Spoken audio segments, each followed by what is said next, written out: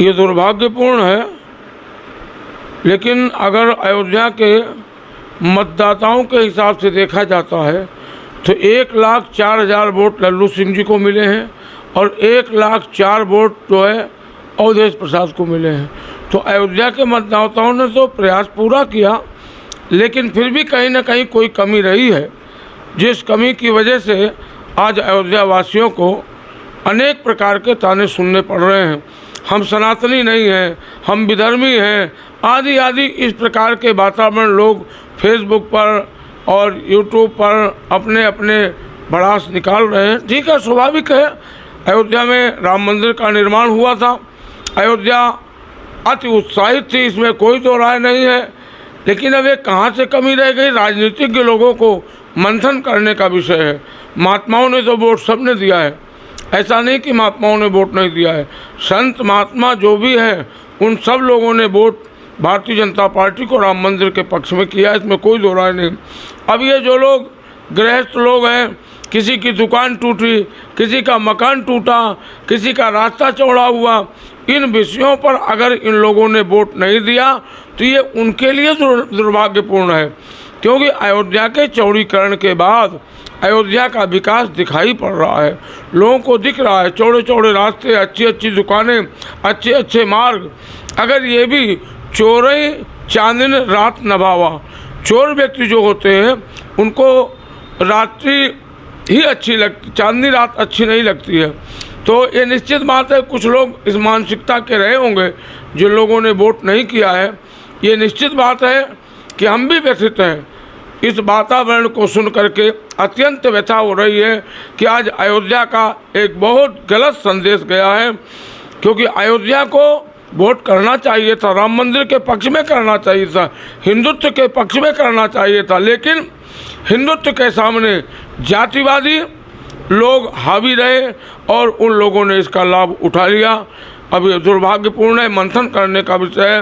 राजनीतिक लोग बैठ करके, लल्लू सिंह जी हमारे अच्छे प्रत्याशी थे, इसमें कोई दो राय नहीं है, सहनशील थे, व्यवहारिक थे, आना जाना था।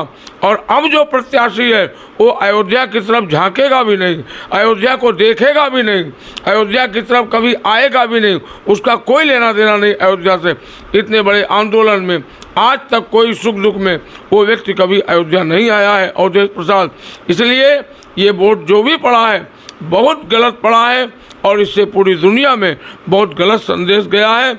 हम लोगों ने तो वोट किया है और भारतीय जनता पार्टी के पक्ष में ही अगर पोलिंग के सिस्टम से देखा जाए तो अयोध्या भारतीय जनता पार्टी को ही वोट किया है। महाराज जी, क्या एक चीज़ और है, जो वीआईपी कल्चर बहुत ज़्यादा था, अति विशिष्ट लोगों का आना, लोग इस बीच जो है सारी चीज़ें रोक देना, पब्लिक को परेशान होना, क्या ये कारण नहीं रहा इसमें? ये बात प्रशासन को मैंने व्यक्तिगत रूप से भी कही थी कि आप स्थानीय लोगों के लिए ऐसा सुगम रास्ता बनाएं जिससे उनको आने जाने में दिक्कत ना हो।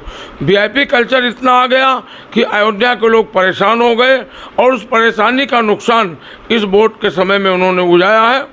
हालांकि उनके आने से अयोध्या की गरिमा बढ़ी है, अंतर्राष्ट्रीय जगत का लोग आएगा, जब बड़े बड़े वीआईपी लोग आएंगे तो मार्ग अवरुद्ध होना स्वाभाविक है। लेकिन उनके लिए एक कहीं से मार्ग निकाल करके राम जन्मभूमि तीर्थ क्षेत्र ट्रस्ट को और प्रशासन को बैठ करके वीआईपीओं के लिए एक मार्ग से ले जाओ और ले जाके दर्शन करा के उनको पूरी अयोध्या घुमाने का कोई मतलब नहीं है। अयोध्या घुमाने की वजह से पूरी अयोध्या बाधित रही और इस 2 महीने तक अयोध्या के लोग निश्चित बात है रोड बाधित होने से, मार्ग बाधित होने से दुखी थे। हो सकता है इसका भी असर पड़ा है वोट पर। नहीं, ये तो अयोध्या से बीजेपी का हारना ये तो बड़ा दुखद है। हम सब लोग जानते हैं कि भव्य राम मंदिर बना, एयरपोर्ट बना और विकास के नए आयाम गढ़े गए, पर कहीं ना कहीं कुछ ना कुछ कमी रही होगी जिसके कारण अयोध्या से भाजपा की हार हुई है। मुझे लगता है कि इस पर पार्टी को चिंतन करना चाहिए, मंथन करना चाहिए कि क्या कमी रह गई है जिससे भाजपा अयोध्या से ही हार गई। और अयोध्यावासी की आलोचना जो लोग कर रहे हैं, तो 4.5 लाख जो वोट मिले हैं भाजपा को वो अयोध्यावासियों ने ही दिया है। केवल अयोध्या विधानसभा नहीं आती है, अयोध्या में 5 विधानसभा आती है। अयोध्या विधानसभा से तो भाजपा ने जीत हासिल ही किया है। पर अन्य विधानसभाओं में पार्टी को आत्ममंथन करने की आवश्यकता है।